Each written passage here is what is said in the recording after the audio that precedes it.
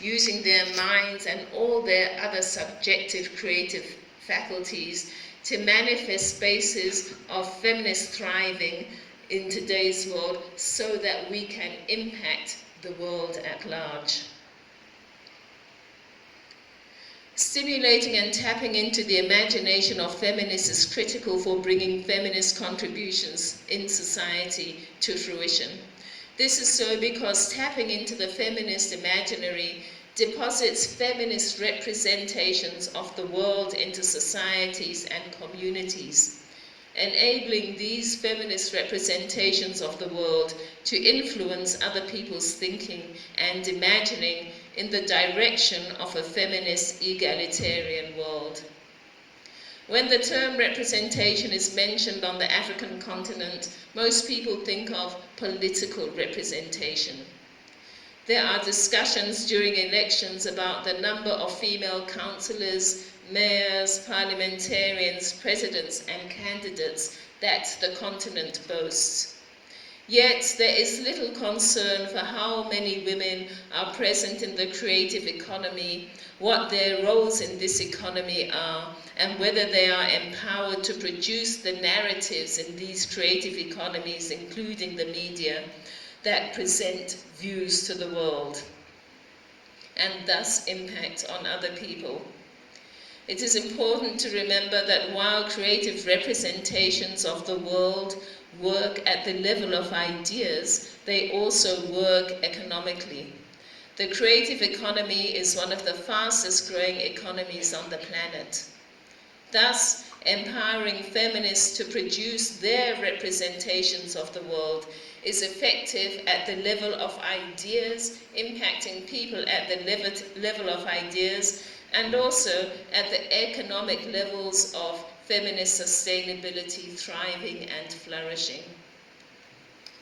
Economically empowered in this way, feminists on the African continent are better positioned to disseminate more of their ideas further and to sustain other feminist women in their work.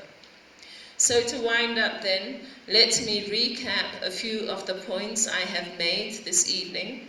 Firstly, thinking of ourselves as feminists in terms of surviving is to do ourselves a disservice. We need to embrace and affirm our right to sustainable livelihoods and to thriving and flourishing.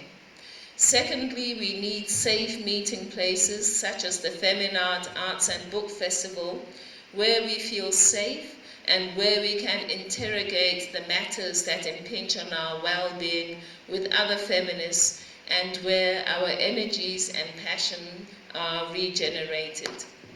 Thirdly, we must unleash our imagination in every way available to humankind to bring representations into this world of the way in which we as feminists perceive and experience the world.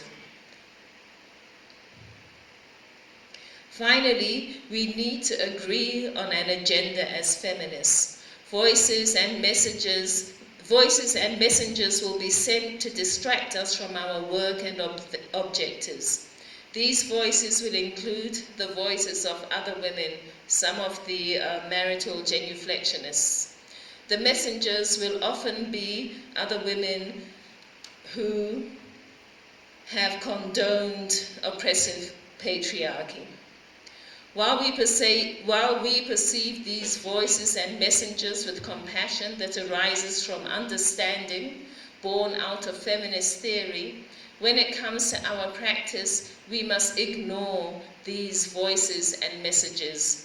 Rather, whenever feminists come together as a group, whether these are neighborhood groups, city groups, provincial or national groups, regional or continental groups, let us set an agenda, build consensus around it, and leave whatever gathering we have come to with a concrete plan and concrete actions to undertake towards not only our survival, but our flourishing and the creation of a more egalitarian world. I thank you for your attention.